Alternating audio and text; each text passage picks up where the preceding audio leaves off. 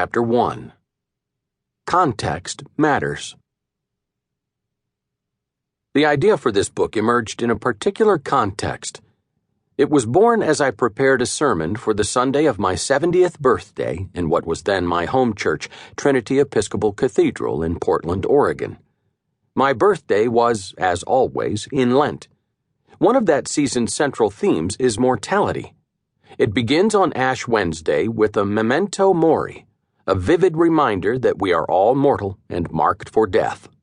Ashes are put on our foreheads in the shape of a cross as we hear the words, "Dust thou art, and to dust thou wilt return." None of us gets out of here alive. 70 may be the new 60, but it is not young. Mortality looms large. In one of John Updike's last novels, the main character reflects as he turns 70 that half of American men who live to age 70 do not live to 80. Soldiers in combat have a better chance of survival, even in the trenches of World War I or in the killing fields of the German-Russian front during World War II.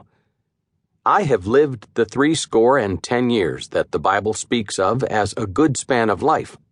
The days of our life are 70 years, or perhaps 80 if we are strong. Psalms 90:10. Then, like Ash Wednesday, the passage continues with a memento mori.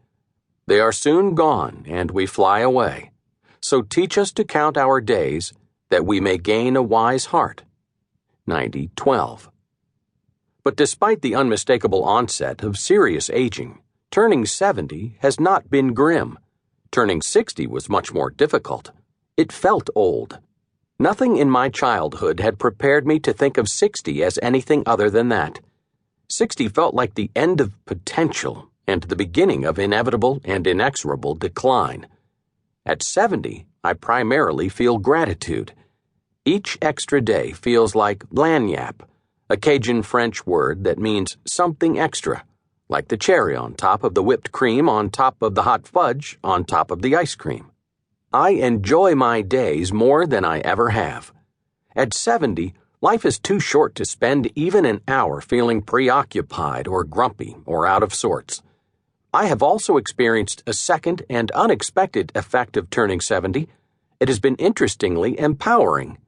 In a sentence, if we aren't going to talk about our convictions, what we have learned about life that matters most, at 70, then when? Some care needs to be exercised. 70 isn't a guarantee of wisdom or a license to be dogmatic. It's quite easy to be an opinionated old fool. The process of preparing that sermon led me to the triad that shapes this book: memories, conversions, and convictions. Memories, especially of childhood, but also of the decades since. Conversions, major changes in my orientations toward life, including how I understand what it means to be Christian. Convictions, how I see things now, foundational ways of seeing things that are not easily shaken. Whether we are conscious of it or not, I think the triad of memories, conversions, and convictions shapes all of our lives. When I mentioned to a friend that I was working on this book, he asked, "So you're writing a memoir?" His question caused me to think about whether I was. "No," I said, "not a memoir in the sense of an autobiography. As autobiography, my life in many ways has been unremarkable, except in the general sense that all of our lives are remarkable.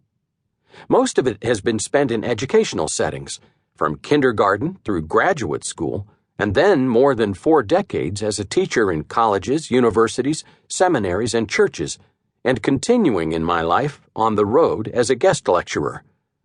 In the past few years before retiring from university teaching, I sometimes remarked to my students, "I've been in school since I was 5. So there's nothing remarkable about my life, nothing heroic. And yet this book is a bit of a memoir. Most chapters include memories, conversions, and convictions. In that sense, this book is personal. It is also more than personal, more than my story. Many people in my generation, and some in younger generations, have similar stories.